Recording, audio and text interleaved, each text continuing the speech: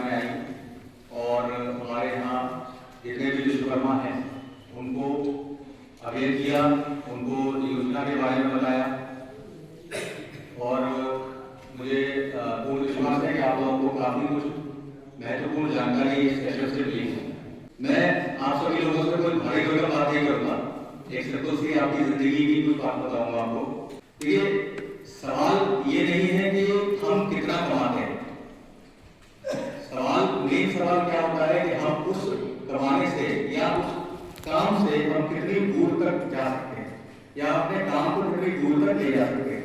आप में से सभी लोग यहाँ पर विश्वकर्मा लोग हैं, एक बार हाथ खड़ा कर दीजिए। सभी लोग हैं, यही जो हाथ है ना जो आपने देखी, यही हाथ इस देश की सबसे बड़ी ताकत है। आप ही लोग हैं जो इस देश को आगे तक लेके जा रहे हैं। लेकिन समस्या कहाँ है? हम सब अपने आप को कारीगर और एक उद्यमी कम हम क्या बताते हैं? मजदूर हैं। आप जानते हैं हम लोग कौन है? कौन है आप लोग? आप कोई भगवान विश्वकर्मा के वंशज हैं जो कला कौशल और सृजन के देवता है। कला कौशल और सृजन के देवता है जिन्होंने पुष्पक विमान से लेकर स्वर्गलोक तक बनाया। अब आप सोचिए, आप उनके वंशज हैं और हम अपने आप को क्या बता रहे हैं? छोटा सा मजदूर। फर्क क्या है? फर्क है सोच का, समझ का, एक सिस्टम का। तो ऐसी क्या चीज है जिससे हमें अपना हक नहीं मिल पा रहा है? कहां समस्या है? एक उदाहरण लीजिए, एक कारपेंटर बहुत मेहनत करता है दुकान में। कारपेंटर लोग बैठे हुए हैं ना, आए हुए हैं, कितने लोग हैं यहाँ पर?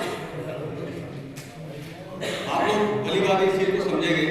ये मैं जो इंसिडेंट आपको बताने वाला हूँ ये एक रियल लाइफ स्टोरी है एक तरीके से, जो मुझे एक आप ही ऐसे किसी एक जन ने बताई है। हम आप समझिए, कारपेंटर बहुत काम करता है, मेहनत करता है और उसको ऑर्डर कौन दे रहा है? कोई दुकानदार है इसके अंदर वो काम कर रहा है, किसी मालिक के अंदर काम करता है अपने जाकर अपने जो पूरे दिन मेहनत करने के बाद में उसको दे रहा है किसी दुकानदार को बेचने के लिए, और दुकानदार उसमें क्या कर रहा है? उस पर कई गुना ज्यादा फायदा वो उस पर लेता है। एक रियल स्टोरी में आपको बताता हूँ, जो ये कारपेंटर का काम करते हैं उन्होंने मुझे खुद बताई काम। एक ठेकेदार के अंदर वो काम कर रहे हैं। ठेकेदार उनसे एक बेड बनवाता है, मान लीजिए एक बेड बनवाता है और 8 से 10,000 रुपए में उनको बेड बनाने के देता है। आप लोग कितने बना देते हैं? एक बेड, डबल बेड बनवाना है, सिंगल बेड बनवाना है, कितने बन जाता है? 10-12,000। वेरी गुड, ठीक है। आप सोचिए 10-12,000 में वो बेड आपसे बनवाता है और वो फिर उसको बेड को कितने में बेच रहा है? क्या बात कर रहे हैं? 60,000 में बेचता है, 45 से 60,000 रुपए में बेचता है। तो ये डिफरेंस कहाँ क्यों आ रहा है? क्योंकि आप अपनी ताकत नहीं समझ पा रहे, आप अपनी ताकत नहीं समझ पा रहे। आप इसी उद्यम को खुद खड़ा कर सकते हैं और उसी के लिए आपको यहाँ पर जो योजना के तहत में आपको जो स्कीम दी जा रही है, जो योजना के तहत लोन आपको प्रोवाइड किया जा रहा है, मैं ये नहीं कह रहा हूँ एकदम से काम कर रहे हैं।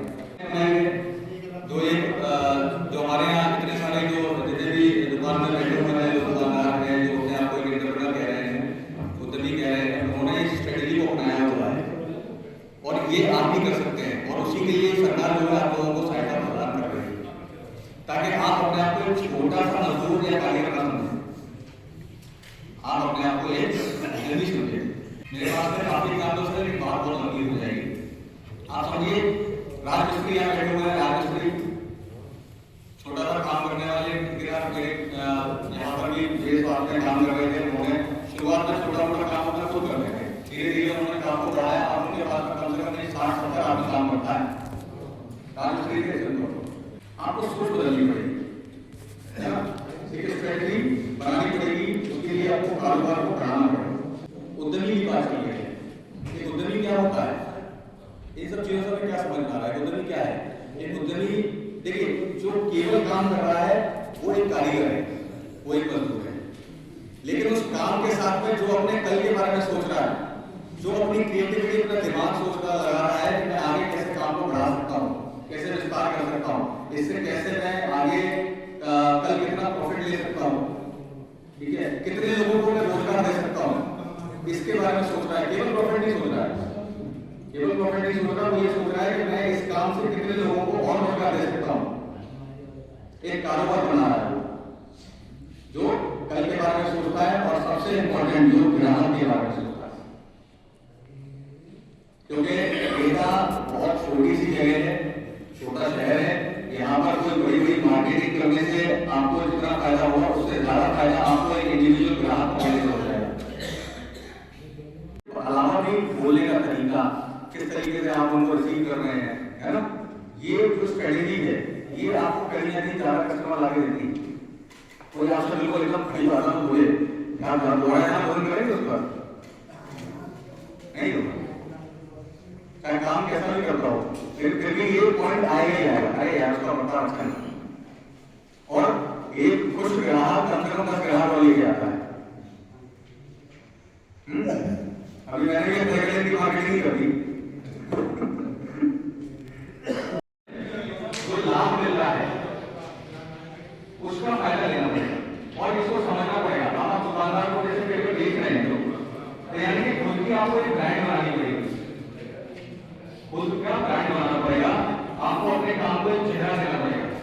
आपने देखा होगा, अच्छा एक चीज समझिए, जब भी हम किसी मिठाई की दुकान में जा रहे हैं, गंगा स्वीट्स है, आपने देखा होगा, गंगा स्वीट्स सुभाष वाले हैं, है ना, मिठाई वाले।